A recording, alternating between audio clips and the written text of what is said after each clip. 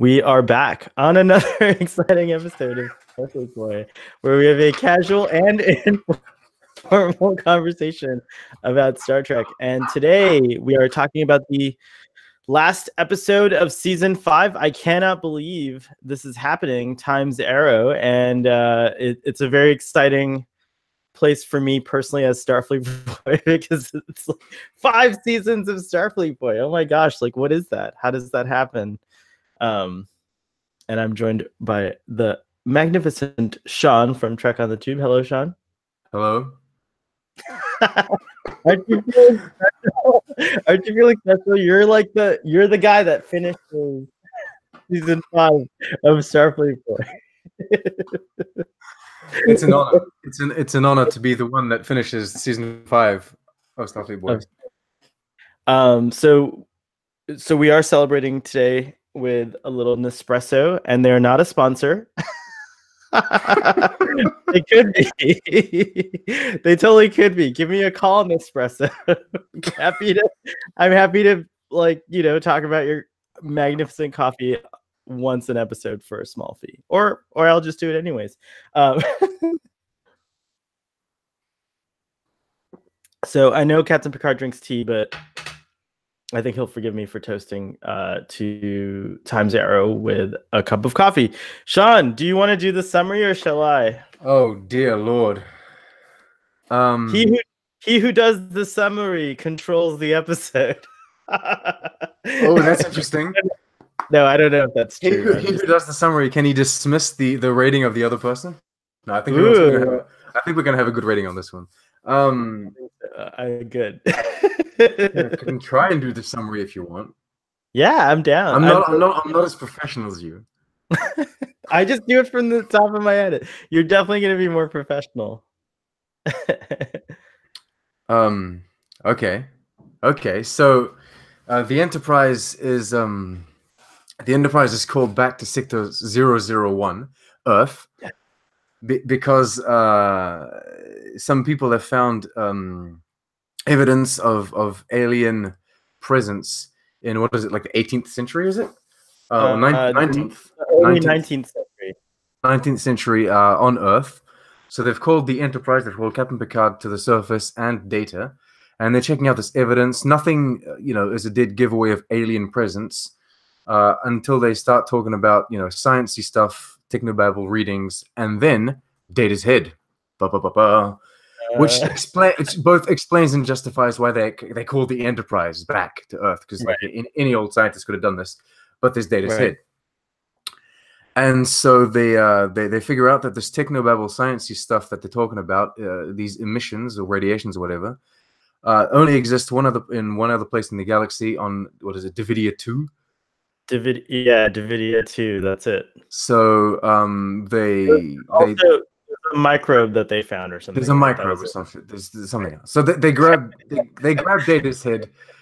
They grab the bag of evidence. Germs are everywhere. Number 1, blast this area with lasers right now. Sterilize this whole cavern. Phasers to Purell. So they grab the bag of artifacts and off they go to Davidia 2. And so everyone's worried about, like, we have this kind of emotional moment, a segment as they're going to the planet where everyone's kind of distressed about the fact that, we now know that Data will eventually die. We don't know when, but we know that he will. And so this is, I don't know, affecting people, not him, because he's unaffectable. But so other people are being affected by this, and he's just gonna make new friends. He is. He's so cold. I just assumed I'd make new friends. Yeah, and then I would outlive them too. Jordy's sitting there looking at his only friend, right? Like, oh god damn. Anyway, no, I exaggerate. Anyway, so they arrived on Davidia 2. They scanned for the readings, and Ms. Deanna Troi senses that there are humans here. Elderly people and children and what have you. They send Data to do some additional scans in like an out-of-phase variance, because it would seem that these life forms that they're sensing are kind of out of phase, they're out of time. Right. he's the only one that he's the most logical choice because it's built. His system has like the right kind of equipment or whatever to just phase easily into this thing. I remember that was like a big deal too. Sorry, I didn't mean to. No, absolutely. Go ahead. Make it professional.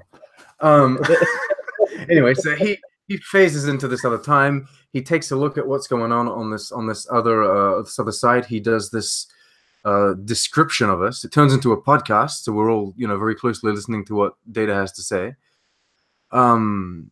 And then something happens. He gets flung into the past and finds himself in early 19th century Earth. And from there, 49er. Yeah, how about it? Which I have to Google because I didn't know what that was. I didn't know what a 49er was. Awesome. That's awesome. Anyway, so he doesn't help out the 49er. He turns out he gets helped by the 49er. The 49th state in the Union. It's also a great football team now. Oh, okay. Yeah. Do you watch football? No, Sorry. no, come on.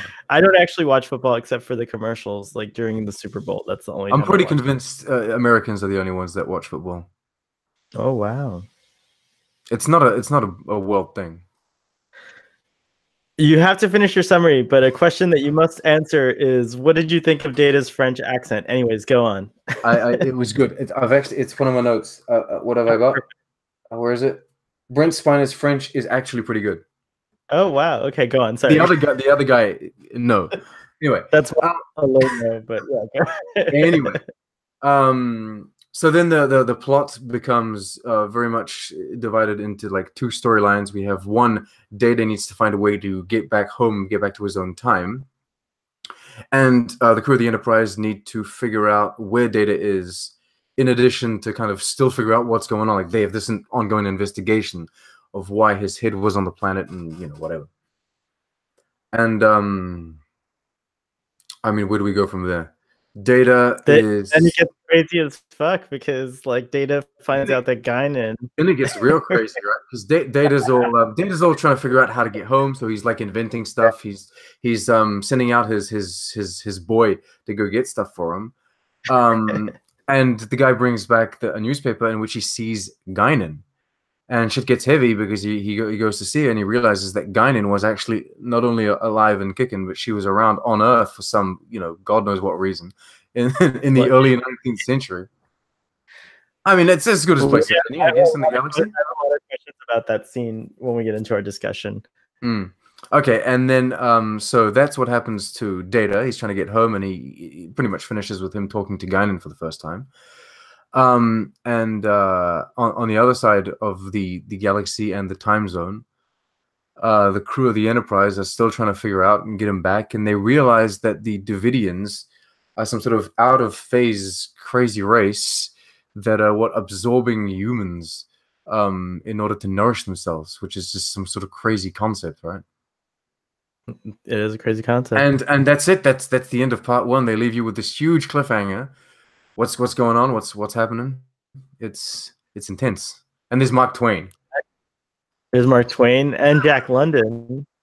Although I think we don't find out it's Jack London. I think he's just the boy for the moment, isn't he? Well, Data calls him Jack in one scene. I've watched this episode a lot of times, so I have I've noticed a lot of things. Okay, that was an awesome summary. You nailed it. And I'm glad you did it because it saved my precious voice from your precious voice for having to do so many summaries. Like I've done like over 100 of them, so it's very nice. It's very nice when someone relieves you. I see that you have like a limited amount of voice that you can use up in Starfleet Boy. So if you use it all up in the first seasons, then you have no more budget, like no more voice budget for the seasons, right? 100% true. I found this picture and I have to share it. I'm not sure what it is at the moment. I couldn't find a version of it with credit yet, but that's pretty cool. So Gary, aka Trekkerprise, once did like an interview segment with some online Trekkies within the community on his website. And so he did a few questions for me, and so I answered a few questions, and he actually asked me what would be like the one prop that I want. Like what would be the one piece of memorabilia from Star Trek, and I really don't know. Like, I didn't know what to say, and I was like, actually, what would be awesome would be to have Data's head. Oh my god, I know it's kind of creepy, right? But no, look at it. It's an amazing. it would be amazing to have that. An amazing piece. Look at how beautiful that someone like made that. I would kind of feel like I have like a decapitated Brent Spiner, or like Do you think the head we part. should find out what happened to the head prop? I bet you Brent Spiner has it in his home. If you ever become friends with Brent I hope fucking not, because that's so fucking awkward to explain when guests come by, right? You just got your head propped up. Oh my goodness. It would be a great way to start a fun evening. That's what I know. It's fine to have like a wand. You steal a wand from the Harry Potter set or something, but I'm not sure about the like your own head, right? I would pay $200 for a Data head prop, and I think your countryman Weta should do. Should do it. New Zealand-based Weta should make a Data head prop and sell it to fans. That would be I would buy a Data head prop. Yeah, that's an awesome. Okay. Anyways, now that we've I would buy like a Captain Picard bald cap as well. Like, just oh boy, Sean. Once again, you're going too deep. It's just too deep. Like, I'm sorry. I'm I'm too much for this podcast. No, never. Oh, come on. Get it together, Mr. Wolf. Mr. Wolf. Did you so there's so much to talk about. We could just start anywhere, but that reminded me of Worf's very creepy statement to Riker when he finds out that they have to travel back in time to find Data, or just travel through this portal to find Data. And he says they get rid of him very easily in the plot, by the way. They're like, oh, you need to stay and defend the Enterprise. But Worf is like, this may be the actual mission in which we all die together. About it. He's like, Commander, and he's like, Commander, this may be the actual mission in which we find out what happens to Commander Data, thus dying ourselves.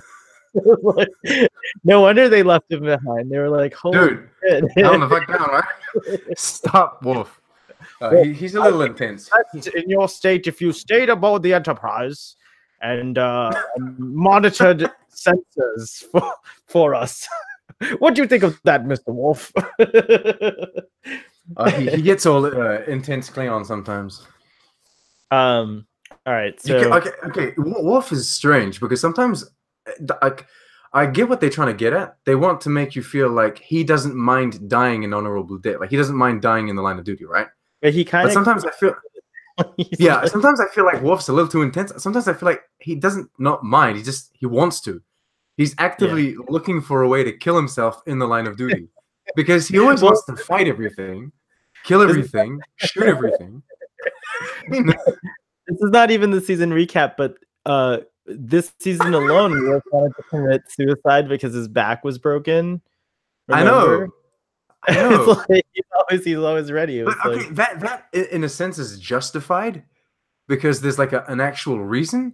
But just generally speaking, every time there's something to do, like, he wants to involve his own death in that doing something. Like in the thing that he's doing, he's too Klingon. He's too Klingon for the Klingons. Commander, perhaps today is a good day to die. Assimilate this. The scenes that ensue after Data and the team are analyzing his head to figure out how the heck did it get here. You touched upon that in your summary, and I thought that the turbolift scene was really touching, where Riker's having a hard time dealing with the whole thing. Remember, there's like a couple of scenes where he's just like, I don't understand how Data can be so calm, and Troy is basically like, well, Will, he is an android, like she's like, Yeah, I mean, like he understands it only actually. But anyways, in the turbolift, Data surprises them when Riker says something about like, however he talks about missing people, which is like, my sensors become accustomed to your algorithm or something like that. And he says it to Data. that's an amazing scene.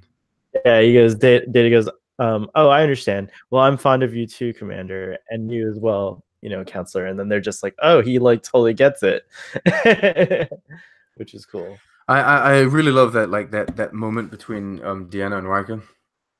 Yeah, it was It's like, you're angry. I'm not angry, and and then so she explains the whole thing to him, and then in the turbo lift, he just spurts it back out at Data. I didn't realize when I was a kid how I thought Riker was so advanced and futuristic when I was a kid. Riker's always 2 steps behind. He's kind of like a dad. He's like a dad. He is, but I'll tell you what though. At the moment, we're watching Voyager and Deep Space Nine, so we're watching them as they're released on TV, which means like it's pretty much 1 episode of Deep Space Nine, 1 episode of Voyager, then 2 of Deep Space Nine, 1 of Voyager. It's complicated, but anyway, we watch them as they're released on TV. Right. And then I do, which is awesome because there's a lot of continuity. And then once a week, I watch like the TNG episode that we're going to review, that we're going to talk about. And every time I come back to watch an episode of TNG, I'm pleased to see Riker. I like the guy. I like the character. I like the actor. It's pleasing to have, And For Beverly me, Crusher is not in this episode at all. No, she totally is. You just erased her. Oh my god! I was like, she's like awesome. No, I'm so horrible. Wow. Was she really in this episode? No, she wasn't. She's totally in this episode. You lie, sir. Scanning things, and at the very end, she's part of the team that go with Picard through the portal. Oh, that's right. She did go through the portal. She went through the portal. It's because they do a lot of focus on Data and Deanna on the planet. You completely. She had lots of great scenes. In fact, my notes apparently are a lot more than yours. Oh my god, I'm horrible. You've erased Beverly. How could you? She's my favorite one. What? Well, Picard would probably save Beverly before Riker. Do you think? Do you really think so? I don't think so. He couldn't choose. He would die for his crew. Picard's that kind of guy. Yeah, probably. He would die for his crew, but not all of them. Would he die for Ro? What's that? Would he die for Ro? For Ensign Ro? Yeah. He might be like, well, you're only in 4 episodes. I can't really see saving you. Here's a shuttlecraft. Good luck. Oh god. Good luck. I hope you find this Maquis that you're looking for. May you die honorably. May you die honorably. I think are the Maquis terrorists? Maquis terrorists, right? No, yeah, but they aren't introduced yet. I don't think. Have they been? Yes, they were. They were slightly. I forgot the Maquis. You forgot Dr. Crusher and I forgot the Maquis. So, we're even now. It all gets stuck in your head after you've seen so much Star Trek, doesn't it? Yeah, it gets all very confusing. What did you think about the references to? Is this your first 10 episode? What are you doing? Like, there's no discussion.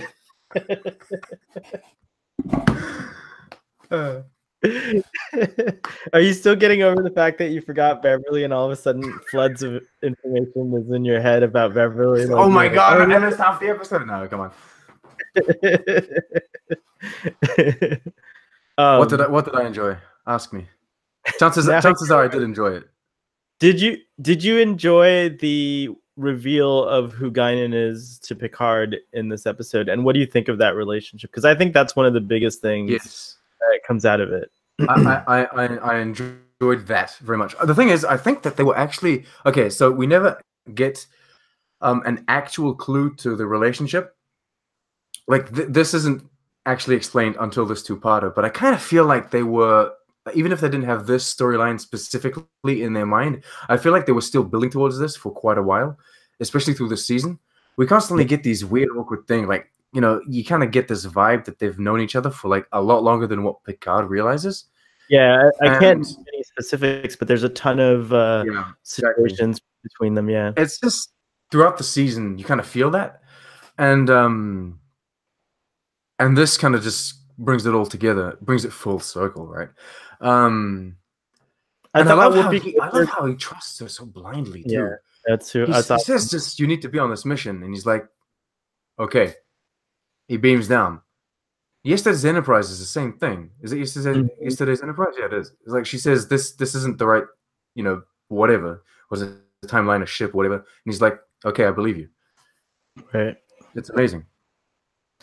But then you start to see why, because when you realize who Guinan is, like what her species is, it's kind of like mind blowing, right? She's been alive for over, at least at this point, probably like 800 years or something, if you estimate. Yeah, like it's just insane, right? Because I was thinking we could do. Okay, it's very hard to recast Whoopi Goldberg, but I was thinking we could do like a series on a younger Guinan. But then I was thinking a younger Guinan, like that would have to be way before Earth's 19th century. That's a long time ago, exactly. Right?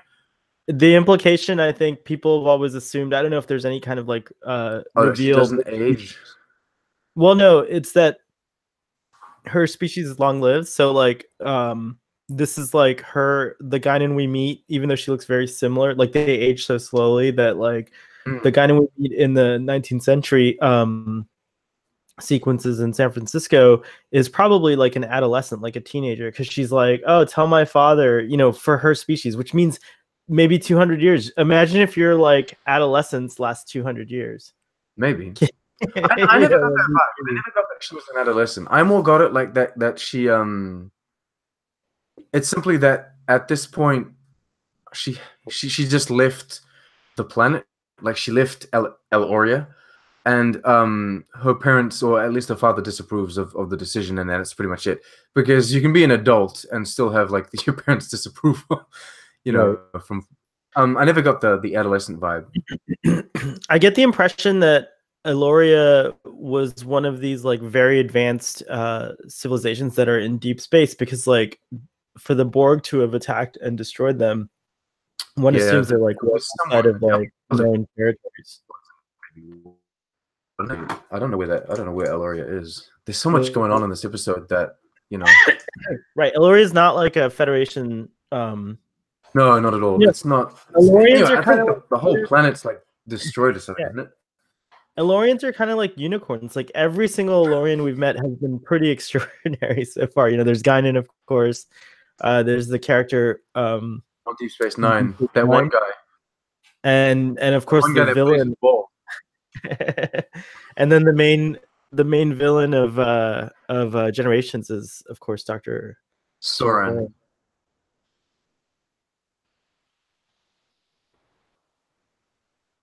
Yeah. Okay. There's no information about Eloria on Memory Alpha. It's a mystery. Well, it's destroyed by the time the Next Generation occurs. Is it destroyed, or is it just overrun by like the Borg? Because they were attacked by the Borg, and so they all had to flee the planet. But then was it just assimilated, or was it wiped out? When you watch, like when you see the planets that the Borg have assimilated in the past, it seems like they cut the whole city out and then process like the city into like matter to build ships and stuff like that. It's crazy. Like they don't just like they just assimilate. So awesome. Yeah, they don't just assimilate. They assimilate your culture, like your technology, your planet, your technology. They take everything and they use it to make more Borg things. What a species! What a species! Living the life, right? Yeah. But it is cool at this point in the 19th century when we do meet her. Eloria still exists out there somewhere, and it'd be cool.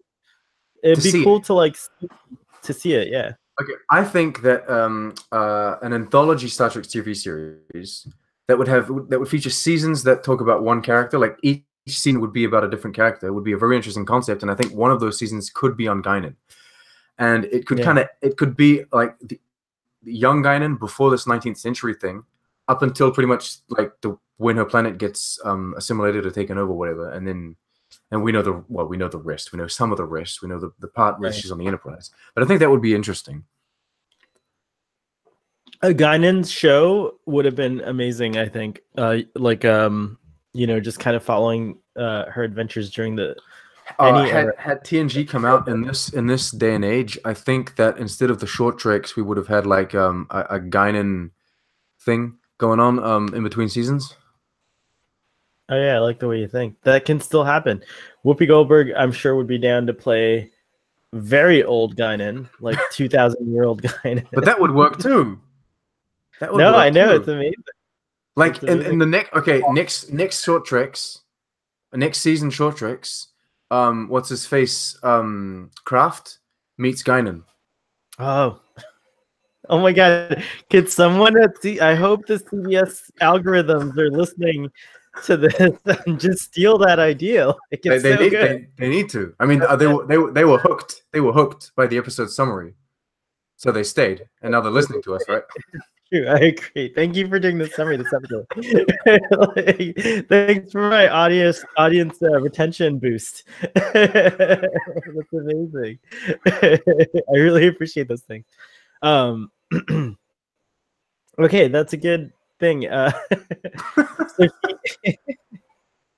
So what is she doing on Earth? Like, she seems to be there just having parties. She's just chilling, right? That's why I thought she was an adolescent, because that's what I would have done in my adolescence. Okay. Would you have done? I mean, would you have gone to that party?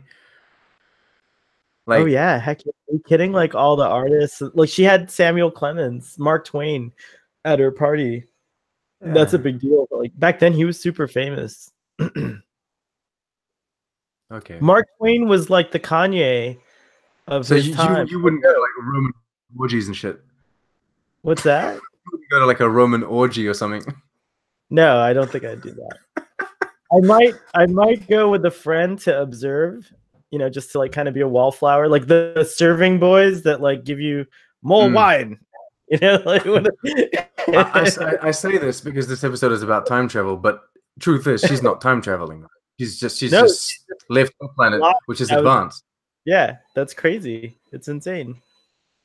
And she's pretending to be a human, which is also funny. Which is probably the reason why she picks up so fast on what Data's saying. Like, even though she has no knowledge of what's going to go on with the Enterprise later on, the moment he says starship, he's like, okay, this guy's clearly out of place. He's talking about something that these people know nothing of. He's like, oh no, now he's going to contaminate. Guinan seems to have some kind of like time directive. Just like, directive. I think it's just like a basic moral compass, right? Like, if you were just thrust back in time, you would try your best not to change future events, right? Oh, absolutely. But then, okay, think about it this way: if we were, sorry, that's all BS that I said, because for her, it's not even future. It's not even time travel. It's just she's technology secret. Yeah. Oh wow. Yeah, but then okay, this is the thing, right? If we were to go to another planet today, and this other planet was like in the Middle Ages or something, the idea to go on that planet is to not contaminate the timeline, not even because of the Prime Directive, but just because then it doesn't make it interesting. What's interesting is the fact that you're going to this out of place, out of time kind of place, right? If you start showing them how to do this and do that, it's not interesting anymore. Right, it's true. So the fun of it for her, I suppose, is living on a 19th century planet, because I'm assuming the Elorians went through their version of it. But then that would have been millennia ago. Yeah. That was when the Q were like corporeals. Perhaps. Wouldn't it be interesting if the reason why Guinan knows the Q so well is because part of Elorians decided to transcend? Oh my God, the Q are like the Romulans of the Elorians. Oh God. And the other part of Elorians decided to stay mortals, basically, even though they're very long lived. They're not immortal. Guinan can die, we think. I think she can die. And so that's why Soran died. But I mean, keep that keep that traitorous woman away from me. She's not a real Q. She thinks, just because we spawned from the Elorians. Yes.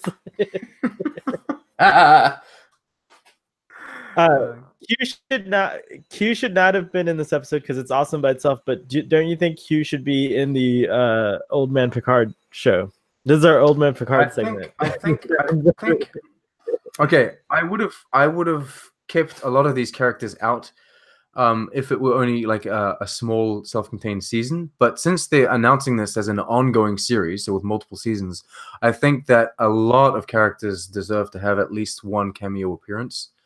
But then it shouldn't be just a cameo. So, oh, hey, look, it's Q, right? No, it needs to have some sort of validity to it.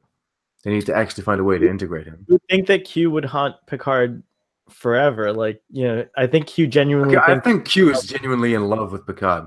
Yeah, but like as a pal, like I don't think Q necessarily has sexual desires per se, but like I don't think he has sexual desires at all. I don't think that's how the Q work, right?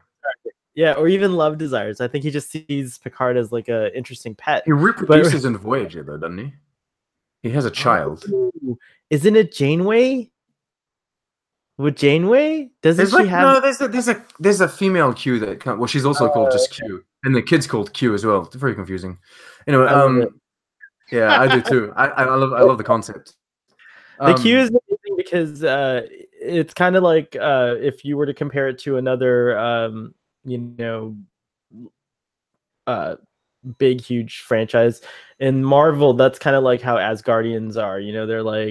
They're viewed as these godlike beings, and I think that's what the Q are to the humans and Romulans and worlds. Oh, the Q continuum isn't a place; it's a people. It took me a second longer than it should have to get that. But yes, exactly. Tom Hiddleston should play Q in Star Trek Beyond Beyond. I think Tom Hiddleston would be an amazing Q, actually. Yes. I agree. I approve that. Seal of approval. Yeah, no, absolutely. Did you think that the depiction of the past of that era of San Francisco, or even just any city in the world in general, looked realistic? Did you feel immersed in like the past in this episode, or did it look like a holodeck? Okay, it felt okay. I'm not well versed in history, and I don't know much about like 19th century United States. It did feel a bit studio, but then it doesn't take me out of the episode so much, because I just accept it as it is, right? It like, this is the past, and then it's better than crappy CG that we have in certain TV series nowadays.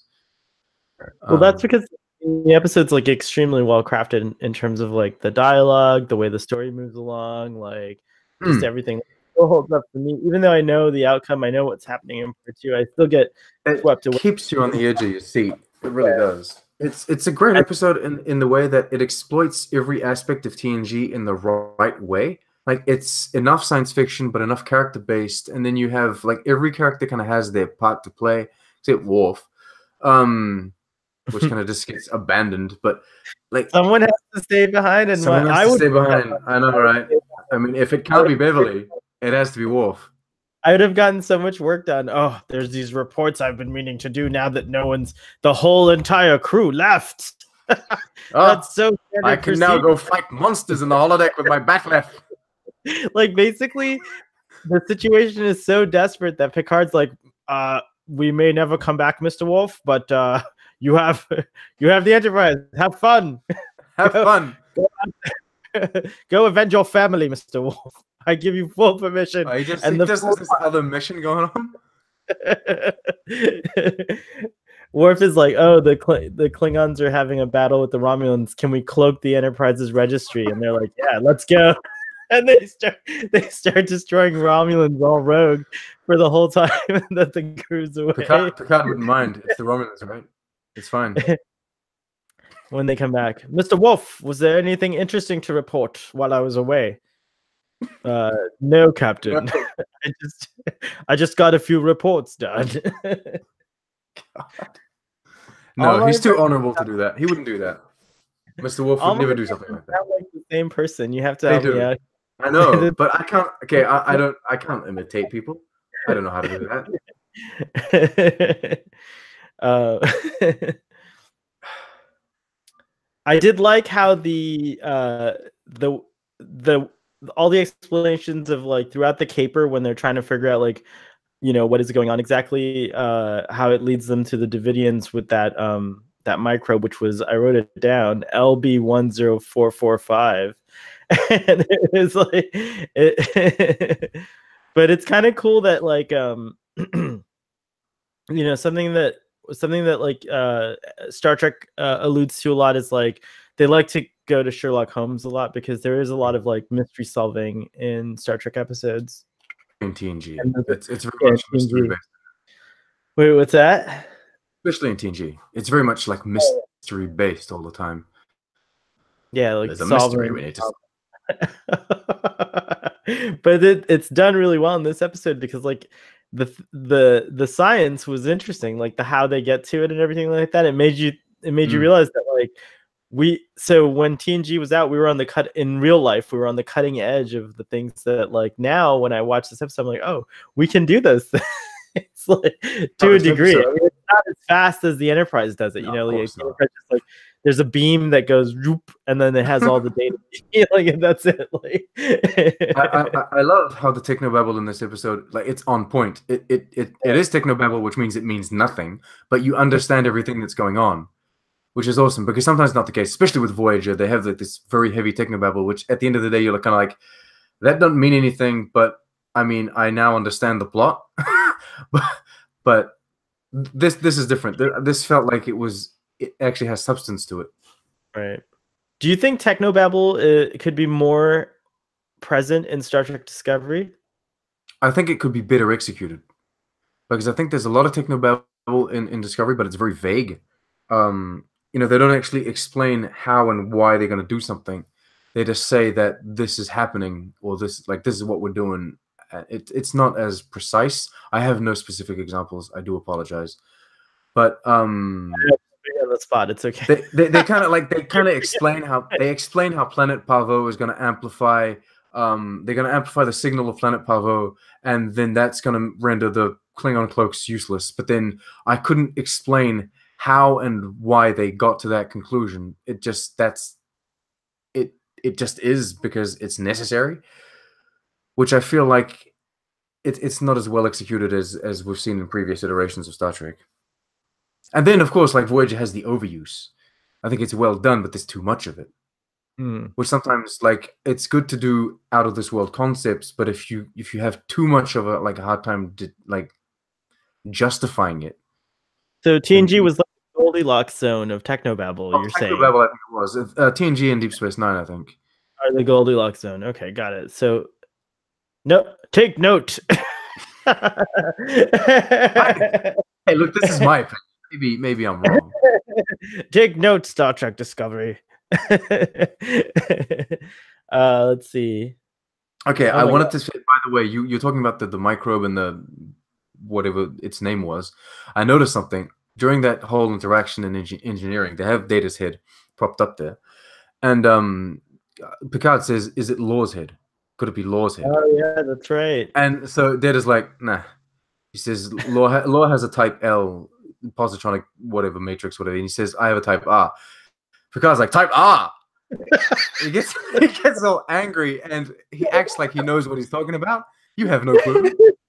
You don't know what the fuck's going on. Like, what type R? You think Picard didn't know what it was? He had no clue. He acted like he did. Picard's very technical. He's a very technical. Come on.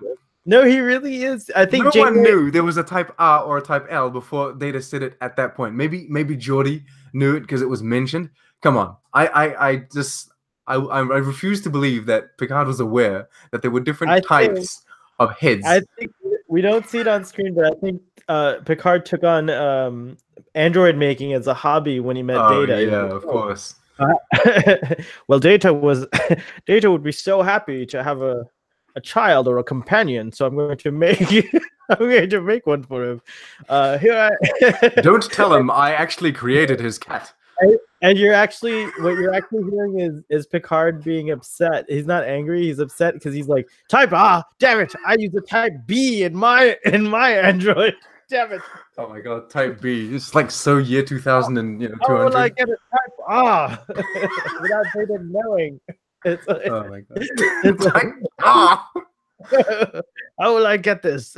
when everyone leaves engineering and the lights are off, he goes back in and sneaks out parts from the head like, I will use this later on.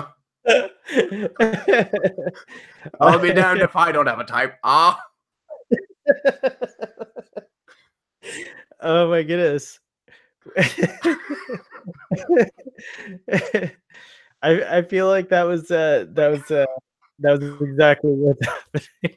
So there, we make Picard sound like an asshole every time. So, he's human. We have to realize Captain Picard is just human, like all of this. He does, but then I mean, it is necessary for him to acquire this knowledge of how to construct an android because they eventually kill his entire family.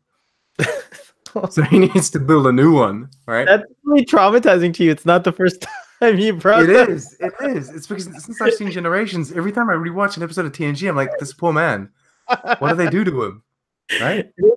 I have to say that like, I was so excited to see TNG on the big screen, but I remember when that scene was particularly horrifying when it came out because I was like, they burn them alive. Why do they burn them alive? Why do they have to do that?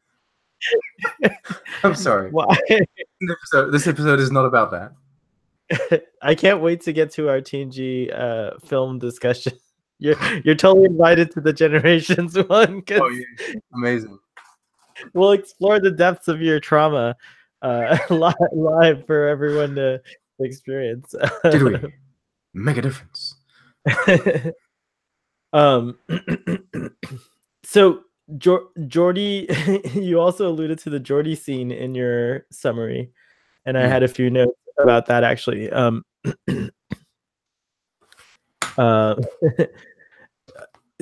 Data's like, do we need to talk about death? And he goes, yes, actually I do. And he goes, oh, okay. Like Data realizes like Geordi's the one who actually needs to talk about his death. I kind of love this scene because it really kind of shows you that Data is something else. He's not, it's easy to forget that Data, since Data's searching and trying to be human all the time, trying to emulate humanity, we forget that he's actually a completely alien thing in and of himself. He's unique in a sense, but he's also not a human. He's like he's an android. He's the first of his kind. He gets to define what he is. It's crazy. I have a question regarding that. Yeah. Is he trying to be human because he has like the physical like appearance of a human, or is he trying to be human because his creator was human? Because he could try to be Klingon. Or was it because he was designed to resemble a human that he wants to be one? Dr. Soon definitely. The thing that's interesting about Data is that Dr. Soon, as we know from the various meetings of him, is that like he definitely like this was his kind of like way of living forever. He wanted to have children. He couldn't have children with his wife, so he created Lore and Data. He even calls them his children, right? So. What's the NB4? Yeah, I forgot. But actually, V4, I don't know if this is my headcanon or where I heard this, but I really latched onto this idea that B4 he built so that he could build Data and Lore. Like B4 is super basic. Like he's more like a robot. Like more than what's that? Oh, you think he was using him as a tool? Okay, so B4 has the capacity to do things fast like Data and Lore. And so he was able to connect things that maybe a human couldn't. Oh, that's interesting. Right. I like the idea. That's the way that I thought of before. Okay. I had never thought of it that way, but that's actually pretty interesting.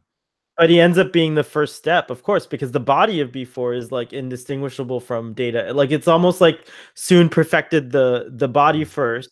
But then that would be like the same design as Sung's body when he was young, right? That would be like he's trying to emulate his younger self, his hot self, rather than his old self. Yeah, I mean, that's the kind of funny part, right? Is that Soon makes Data and Lore look like himself, like Which is at a good. younger age. Usually in sci-fi, people make six bots. They make like alien. They make women, right? Is that a usual thing in sci-fi? Does that happen? Like, Yes. what kind of sci-fi are you watching? I've never seen that happening in the Have you not Expanse. seen Ex Machina? God damn. Oh, that's right. That's right. Oh my god. I forgot about Ex Machina, but you're damn right. That's so true. Oh my gosh. Oh boy. Yeah, Make me sound like I'm watching some sci-fi porn or something. Dr. Spoon has always reminded me kind of like a lovable Dr. Frankenstein in a sense, you know what I mean? Like Data in a sense is a Frankenstein's monster. You know, it's that kind of like idea of this thing, you know, but like of course lovable. He's not scary. Sometimes he is when he looks at you, when he breaks, like when he gets taken over because Dr. Spoon recalls him. Like Dr. Kasu can press the button and Data just breaks and then it like steals the Enterprise. That's fucking scary, right? Yeah, it's totally scary. He's an asshole too, because he sends Data, like Data's in Starfleet. He knows Data's in Starfleet, right? He knows that he's doing all this important stuff on the flagship of the Federation of Starfleet, and then he's all like, "I'll just activate this dude and have him shut down everything and come." I mean, because Data also doesn't just take a shuttle; he commandeers the Enterprise. Yeah, he commandeers the Enterprise. Doesn't do a half job. But yeah. Anyways, the point. I mean, it is sad because Dr. Soon was dying, but we can understand and forgive him. But you're right; it's still inconsiderate, and he forgot Lore. He didn't even think Lore was so. So now that we've gone on our Data tangent from this episode. Okay. Last thing on Data, which is it ties back into the episode. Okay. I understand that he's the only one that can like physically he's the they put it in a way that he's the best to do the transition, like the phasing, right? Right. Still, is it not too easy? Was it not too easy for them to phase into like this other time zone or time reality or dimension or whatever it was? It just felt like they picked up a box, fiddled on it a little, and then they just sent him over. It seems like something. There was a cool explanation in the episode, and I didn't write down. Like, I remember being like, "Oh, that explains it." But something about Data's hardware in his body was like perfect to match the frequency of this other universe, like right away. Like he was ready to go. Okay. Geordi still had to develop. Right. So Geordi still had to develop the technology to be compatible with humans, and it wasn't till the scene later on where Picard's like, "Okay, now we lost Data. What the fuck are we going to do next?" And Geordi's like, "Well, it's not perfect, but I think I can make it happen now. Like I've figured it out." So, and then of course they go into this place. And what did you think about the Davidians or whatever we were seeing? Like, what did you think about? I love that. I've always loved that. They've always freaked me out. Like the design of them is just so freaky.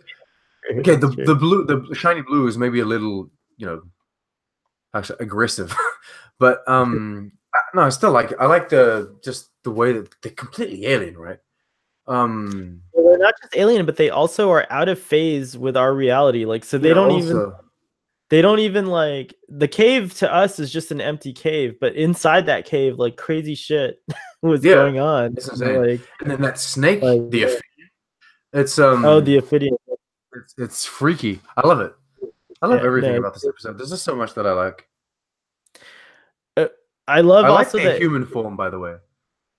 Like the scary couple that the 49er. I love them. That was really sad that he. It was really sad. It was disappointing.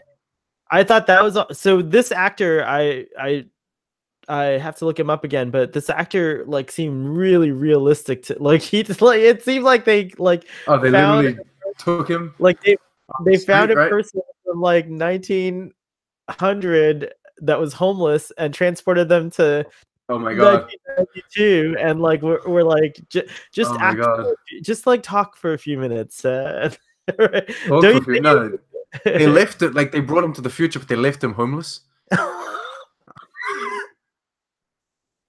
Oh my gosh, that's so dark, Sean. Paramount would not have done that. I'm sorry. They sent him back with a bar of gold, and then that's what they did. Oh my God. That is funny though. Yeah, I While have to not say. clarified in this episode, 49ers were veterans of the 1849 California Gold Rush. Yes. Oh, it's not the 49th state? No, it's Failed. It was the 1849ers. It was a reference to the gold rush. it was a reference to the Duh. Gold Rush. What number state is California, Sean, since you're on the information? Oh, okay. California state. Let me Google this. Statehood. Hmm? Statehood. We call it statehood, like what year? I'm teaching you American things. Statehood. Statehood. Yes. When did it What do you achieve mean? statehood? California achieved its statehood. 1850. 1850. Okay. So But that's the year. What was it and then what was its number? Does it tell you the number, which state it was in the union? doesn't, yeah. 9th, September 9th. I don't know. It doesn't seem. We're gonna try Siri. Hey Siri, what number state is California in the union? My web search turns something up for what number state is California in the union. Have a look. Oh, I think I found the same article that you did. He doesn't tell you, right? He's just a dick. He tells you he found something, but then won't share it with you. I have that information, but I will withhold it now. So horrible. Wow, this is an actual research moment brought to you by Nespresso Coffee. Oh, Not really. Not maybe. Really. 31st state. Thank you. So 49er, I had in my head all this time. I didn't know my own country's history. How terrible am I? Oh my god. This whole time, I had the number of the state wrong in my head. How could that be? Well, I grew up in Florida, so and Florida doesn't come up in Star Trek until Enterprise. Something horrible happens to Florida in Enterprise. It's so sad that I didn't know that about California. They're already revoking my right to travel there now. Oh, wow. Do not let Starfleet Boy come to our state. The NSA listen to this podcast? What's that? Is it the NSA listening to this podcast? I don't think I think their computers probably listen to everything. So if we say terrorism too much, then we might get shut down. Can you go back to being just so pro? It's just so pro. Don't sabotage my channel. That's how William Shatner says sabotage. Don't sabotage my channel. Okay, so let's talk about Riker giving orders on the bridge. Get on your own channel. No, I'm just kidding. No, I like Riker giving orders on the bridge. He gets once they know that they have to go to the planet, he like yells a few names. What is he? He says like Troy, Geordie, Crusher, you're with me. Whatever it is, he says. I love that. I love it when he gets all, authoritarian, like captain, like. That excites you. It doesn't excite me. It's just you love it when Riker gets like authoritarian. Riker's the Star Trek Captain America. We can swap. I think you want to live in the United States. We have a situation that might be more comfortable for your likes down here in the United States. Oh my! We have descended into the most sidetrack we've ever been on an episode. It's because you're dying to give me. I'm talking about he's giving orders on the bridge, and I like. I'm the one who descended. It's true. You're right. I'm teasing. I like my Riker. What's that? I like my Riker to have authority. Yes, well, we all do because it's like when he says, "I know what you're talking about." It's like when he goes fire, and then it's like Okay, so here's a question. Look at You the. have Do you recognize this thing? yeah, I do. Well, you showed it last time, to be fair. It's yes, I did know it. It's Picard's death crystal. It's so cool. Anyways, go on. Okay, Sponsored by so Picard's death crystal, or maybe not sponsored. Sorry. you once complained, well, I don't know if it was a complaint or more comment, but you once commented about how usually when we have like attractive young people come aboard the Enterprise, it's a woman. So usually that's what happens. There's like an old geezer scientist, and then he's got this young attractive woman with him, right? And then Yes. so this displeases you for a good reason. So what do you think about what's his face, Jack? Jack London. He's a charming young man, right? He's very charming, and I think that like we know a lot about Jack London. By the way, is a I crazy. mean, he ain't no Riker. He is what Riker's based on, though, because he's like in Alaska. Later on, you know, he goes on to live in Alaska, and he mentions it, I think, in this episode, or maybe that's from part 2. I'm not sure, but have you ever read a Jack London novel? Never. They were required reading in, I want to say, middle school. In the 49th state? Okay.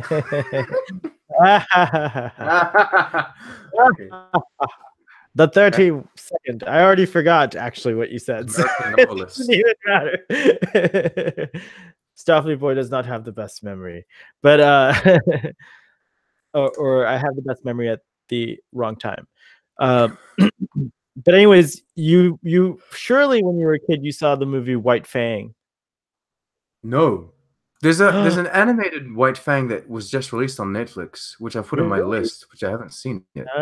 Well, that's one of his most famous White books. Fang.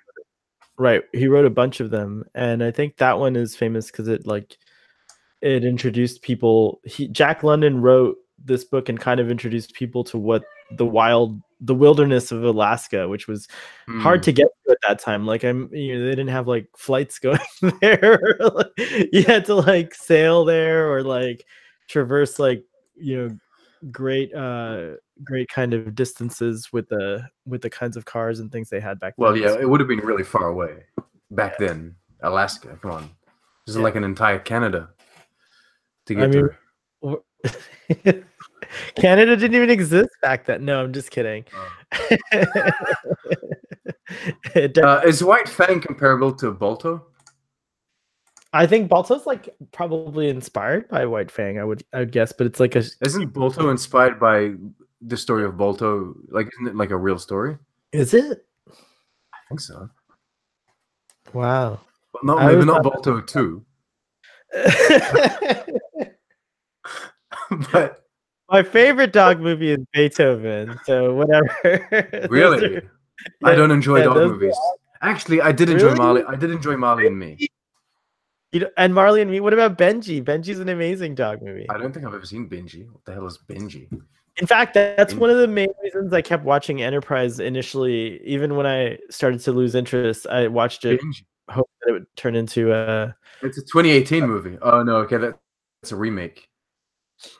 A Porthos adventure instead. Don't they do something like that on Enterprise?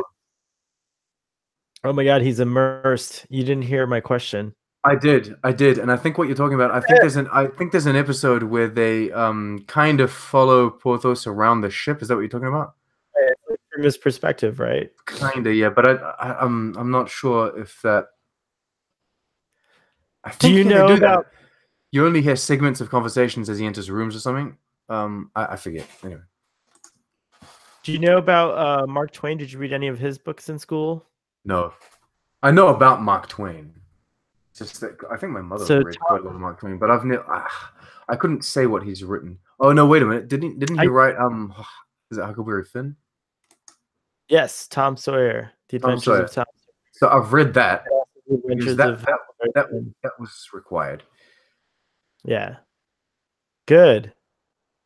So I have that, but then I'm not much of a reader. Now you can watch the movie Huck or is it Finn? I forget. It's like something like, you know, with like a really terrible version. Go watch the movie Huckle Finn, right? Hucklefish. Mark Twain. Samuel Clemens good. at age 15 looked like Colin Firth. What? What? What?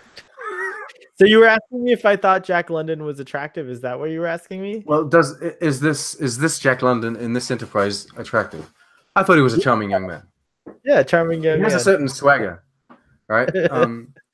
I don't know what you thought of this as a non-American, but the scene where he's sitting with Data and you know, well, first of all, the whole storyline is pretty cute, like in terms of like how Data meets Jack, and like Data's like on a mission. He's like, he doesn't like care about anything that's going on. Like he's just like, I need to construct a device so that I can get out home.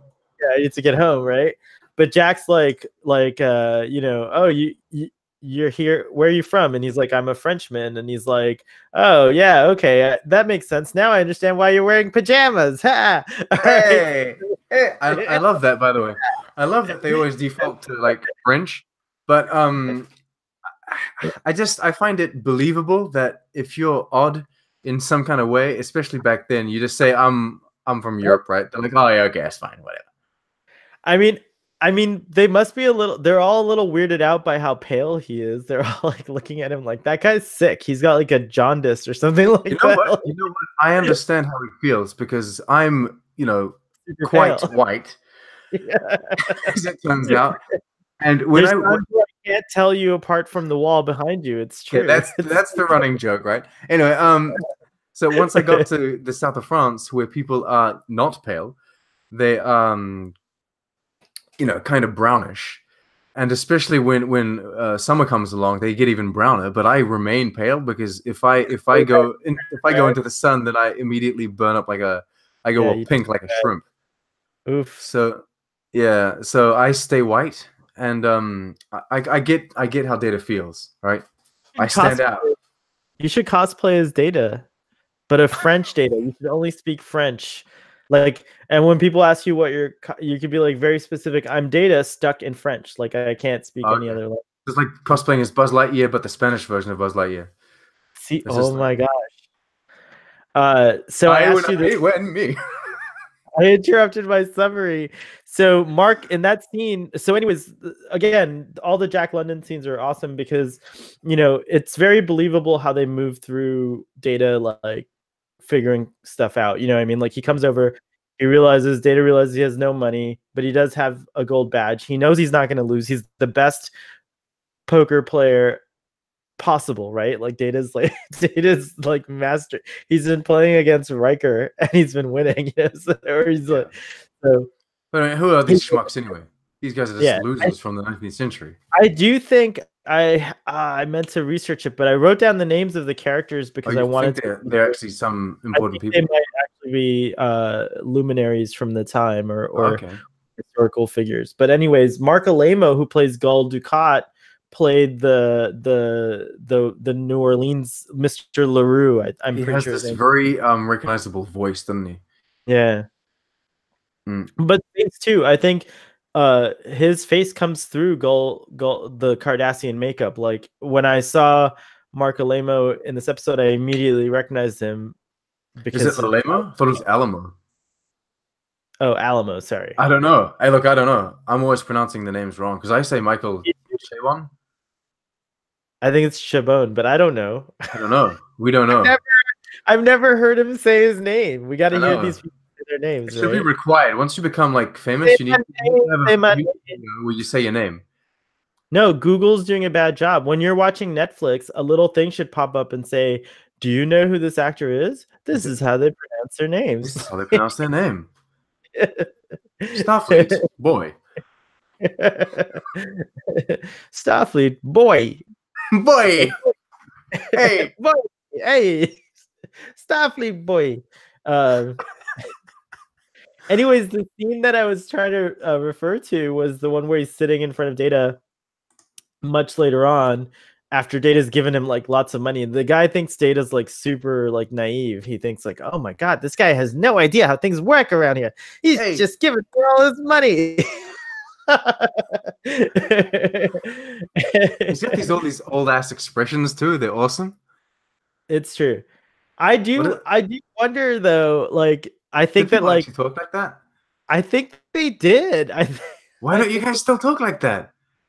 What? Well, America would be so awesome. Some Americans still do talk like that.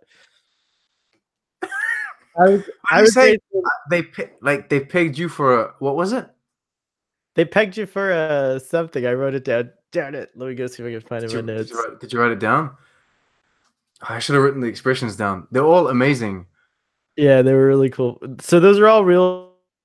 I often wonder how people spoke like in actual reality, because we only have there were movies I'm pretty sure around this time, there were still silent films, so we don't really have like too much, but there's a lot of radio broadcasts. Yeah, they wouldn't have written stuff like they wouldn't have had that as written dialogue in their movie, like you pigged me for whatever, like a schmuck or something. Like they wouldn't have written that down. Right, but, so they came up with probably a more innocent version of it, but yeah, there's a lot of music is the closest thing we can get to that. Were good, like oh, it looks like the missus booted you out in the middle of the night, like just the way I do everything else around here, so there's no jobs. Do you hear that? I do like that other scene where like he laughs and for my ship to come in. Hey. What was the source of your jocular reaction? I thought that was great. And he looks at him like, what the heck are you talking about? What kind of jive are you? What kind of jive? I will say that Data becomes very much more Data when they need him to be, because he doesn't speak like that on the Enterprise. It almost seems like he's trying to alienate people once he realizes that he's like in this out of place. You think he's like trying to like keep Jack as far away? But you'd be right, because he doesn't want him to know what he's inventing. In fact, that same scene where well, anyways, the part that touched me as an American was when he's like, "This is the American dream right here." Yeah. A guy walks off the street in his pajamas and he ends up a millionaire and inventing the next horseless carriage engine. Horseless carriage, you make $1 million. I'm waiting for my ship to come in. It's like, do you have a ship? It's for the go.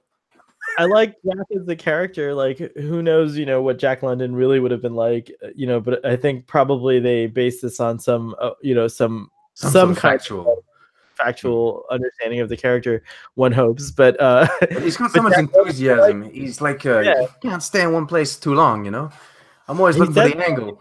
Yeah, he likes it. I think that like today, if you redid this, Tom Holland could play this character. Oh, absolutely.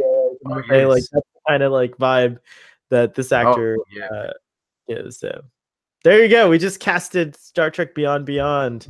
Tom Holland should play Jack London. Jack London should be the reason why the timeline is restored back to what we're supposed to have.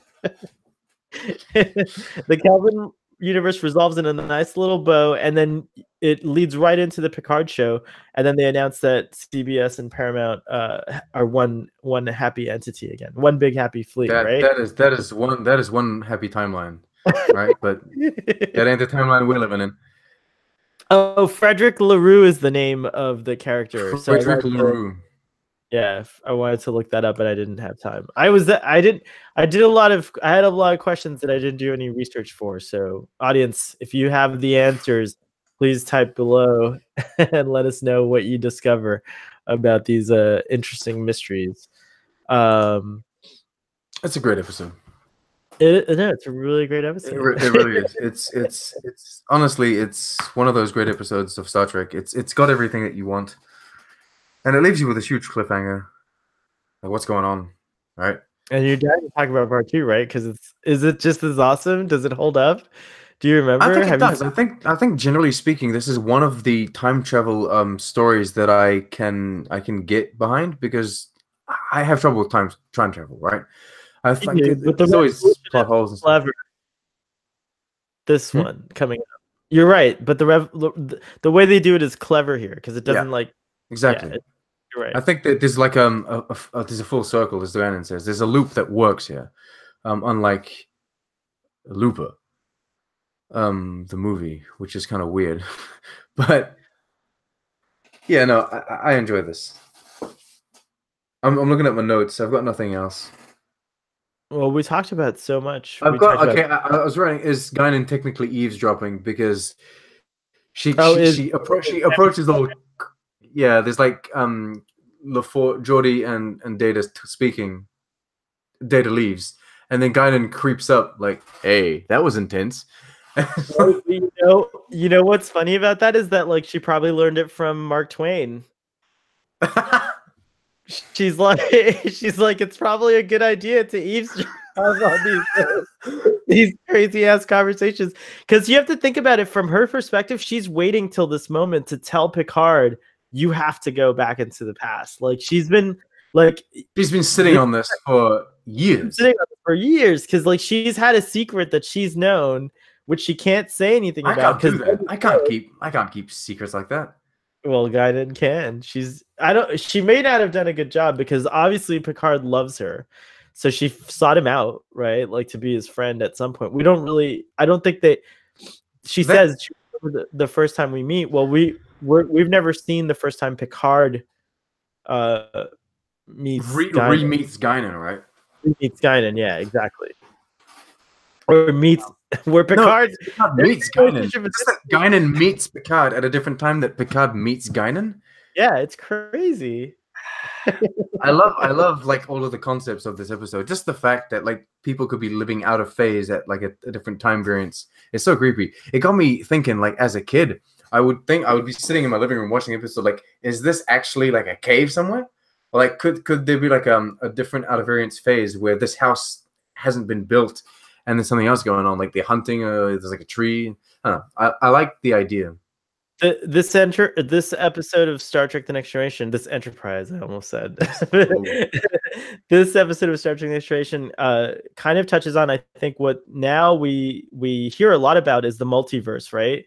We not only hear about it in science, but a lot of Marvel science fiction franchises. Science fiction talks about the multiverse a lot. So I think this was like a really grounded way of like showing you what might actually be happening in a physical world, like in a world where physics works the way our physics works in our, like in reality, you know what I mean? Like in reality, Data, like there's people come to San Francisco from all over the world and across time and other planets.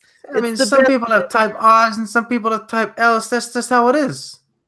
By the way, I do want to take a minute to say that for me, there's a huge sentimental attachment to the fact that this episode was set in San Francisco. I know I was a bad a bad representative of California, but I grew up traveling to San Francisco every summer, and when I was a kid, because my family lived out there, and so there was like a special layer. It's like if you saw Montreal, if they had picked Montreal for this episode, for example, you might have like similar feelings, or Paris, or wherever. Well, I'll tell you what.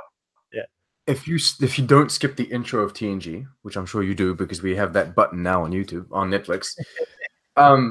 If you don't skip the intro of TNG, you will see that at some point they actually used a map of New Zealand inside a planet or a sun or whatever it is. And every time I see that, I'm like, oh my god, there's New Zealand on screen. It is just like a it's supposed to be like a spot or like a different color shape inside of a planet. But every time I see it, I'm like, New Zealand. They didn't even bother to change it or switch it up. They just took it and copy pasted it, right? That's amazing. Now I'll look for that. Now that I didn't know that. Well, what do you know? Every time I'm so proud to see New Zealand, and then every time I don't forget to mention that there's like a penal colony in New Zealand, because they reference it. They talk about New Zealand. And it seems like New Zealand would be a great place for prisoners to rehabilitate. Thank you. Oh, okay. It's nice. It's a beautiful place. No, this podcast is sponsored by New Zealand and San Francisco. And what is it? What is it? Coffee. But it brings me to like what I was going to present to you is, have you ever traveled to San Francisco with your wife? Never. The only place I've been in the United States, in the entire United States, is what is it? Ticonderoga. Ticonderoga, I think it's called. In New York? In New York, because they have the Star Trek set tour there, and so we went to see the original series set tour. Oh, I remember seeing that on your feeds. That's the only place I've been to in the United States, and I'm looking forward to seeing a lot of different places. I want to do like this big road trip and stuff. Well, when your child is old enough to travel, you should take a family trip to San Francisco. It is considered one of the most beautiful cities in the world. Really? And it's breathtaking. Yes, it's a breathtaking. The episode. That's one of the things about the episode. If I had to critique something, is that like it doesn't capture or showcase the beauty of San Francisco. And okay. What San Francisco But looks then like. that's not the focus of the episode, is it? And it was probably filmed in just like a very small studio set. Yeah, a couple. Yeah, because they had like the reception, the hotel. Yeah, but I mean the streets. Yeah, and not that I can remember, but I don't think we even see the Golden Gate Bridge. It might not even been constructed, or it might have been under construction at this point. But there were still, even it's hard to say this, but even without the Golden Gate Bridge, San Francisco is just a beautiful city, and I think they could have. That's the only thing I would say would have been. Well, it's part of those. I mean, I suppose every city or many cities and many states in the United States are worth going to see. I agree, but San Francisco is one that I think everyone in the world should see. It's that kind of city, so you should definitely do a family trip there, and maybe I can meet you because it's like a second home to me. So, oh, well, that would be interesting. That's a project. We have a plan, so I'm looking at the Golden Gate Bridge now. Yeah, it's a beautiful place. It's the bridge on which Caesar and his band of merry apes beat the shit out of cops in Rise or Dawn of Planet of the Apes. Apocalyptic San Francisco in those movies. That's right. Well, fortunately, current day San Francisco is very family friendly. No damn bloody apes are going to be going around doing mischief when we visit San Francisco.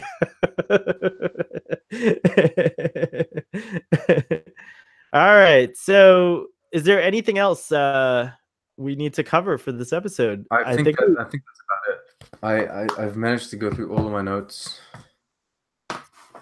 Well, I have to say that Time's Arrow holds up as one of the really great episodes of Star Trek, and so my rating is a 10.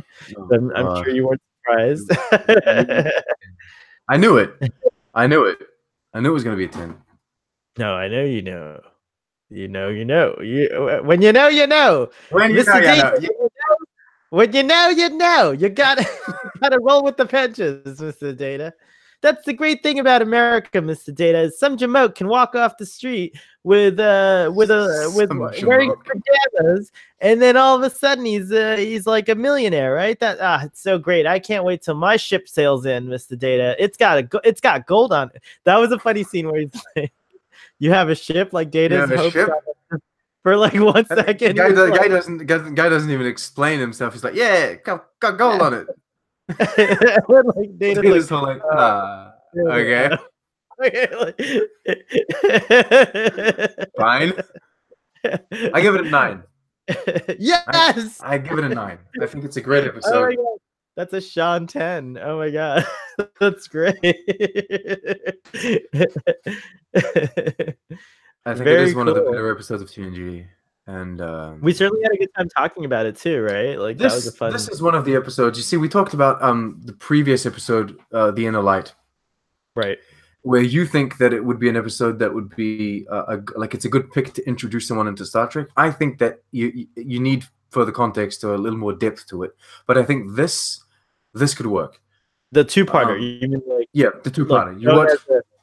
Shown as like an immersive 2-part experience, right? There you go. Show like the same way they piloted Discovery in 2 episodes. You have like a big 2-episode showcase. Then you would have done the same thing with this. Times Arrow Part 1, Part 2. I think that this is a good way to get people immersed in Star Trek. Because I agree. I mean, but I think that I think that about a lot of episodes. But yeah, I definitely agree. So 9 and a 10, so that a 9.7 because 10s are more powerful than 9. Come on. Is that fair? Can I actually contact the doctor and get him like to weigh in on this? Because no, that's not fair. Doctor, if you're watching this episode, please chime in the comments with your rating. We're very Your curious anger. to see what With your anger. If it's a 9 out of 10, it's a 9.5. All right, fine. A 9.5 it is. For Time's Arrow, the last But episode of you season can't complain because we get to rate the second part of this episode, whenever. So. It's coming soon. The next thing we're going to talk about, folks, as always, is a season 5 recap of Star Trek: The Next Generation. Like, just going over, do we still think the same things about the episodes? Like, where do they fit in the whole season? And how does the season rate against previous seasons? And then after that, we'll go right into season 6. It's been wonderful having you on this journey, Sean. Thank you so much. Thank you so much for having me. Season 5. I really appreciate your time, and I just really enjoy talking Star Trek with you. Do you have anything you want to talk about? And since last time I kind of forced you to promote something, this time I'll be more considerate and ask you if you wanted to talk about anything. I have nothing much to promote. I'm looking forward to seeing the next short trek, which I will talk about soon. As soon as that comes out, I'll try and put out a video. And I'm also watching through my my Star Trek Season 1 DVD. I'm looking at the bonus scenes and the bonus features, the extended scenes, and some of them are interesting. Some of them are aggravating because I disagree strongly with the things that are said. But a lot of the behind-the-scenes footage of like how they create things, how they do that, is great. If anyone from the production team is watching now, and I'm not talking about the executive producers, but I'm talking about the people that were involved in the creation of the props and the sets and all the people that do all that hard work.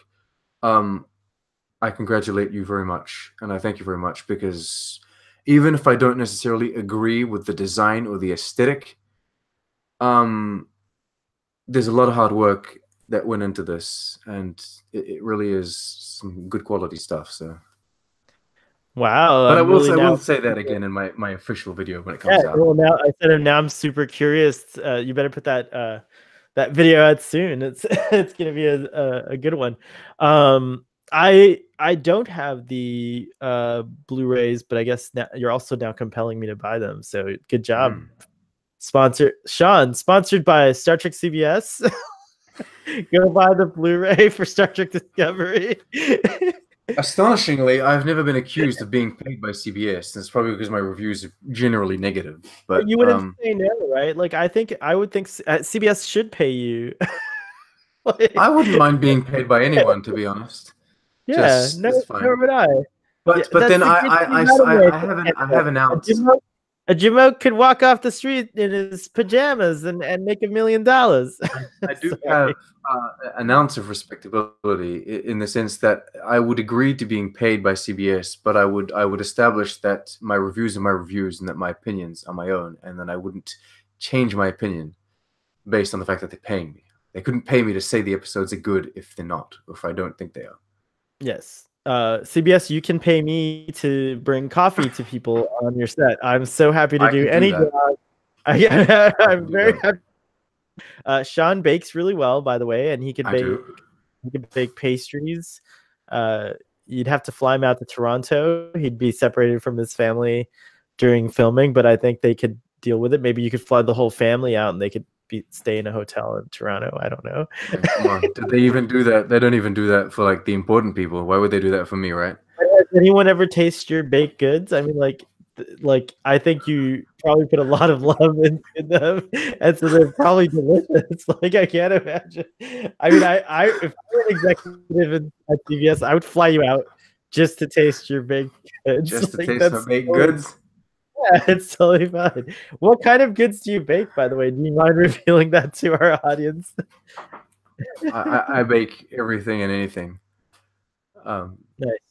There you go. Pretty much anything that is like a French pastry, I will do. And I've even done. My wife and I, we did our first pumpkin pie ever, like last night. So we're becoming Americans now. We're doing the American and Canadian pumpkin things. Pie considered American, is that right? I think it is, isn't it? Pumpkin pie. Well, we always say it's as American as apple pie. That's like a real. And how is apple pie American? Exactly. Well, that's what I'm saying. That's the actual expression. People say, well, isn't that as American as apple pie? Okay. Is apple pie French? I think pretty much everything pastry related is French, but Is it pie de pomme? What do you call apple pie in French? How do you say it? tarte aux pommes. Tarte de pomme. Tat. Tat tat tat tat tat. Le tarte de pomme. It's as French as le Well, tarte de pomme. I mean, you ain't no Peter. You ain't no Brent Spiner. I think that that should be Michael Chabon should have Patrick Stewart say that is as French as le tarte de pomme in one of his scenes while he's wooing some. Would it be terrible if Picard is like? I would enjoy. I would like them to train Picard. Like I would like them to train Sir Patrick Stewart to speak a bit of French, and have him speak bit of French in the Picard show. That would be nice because I thought Picard's French sounded pretty authentic when he speaks it. No. Oh wow. He sounds like an Englishman speaking French. But I think there are some Englishmen that would claim that the English invented French anyway. So, but not the people.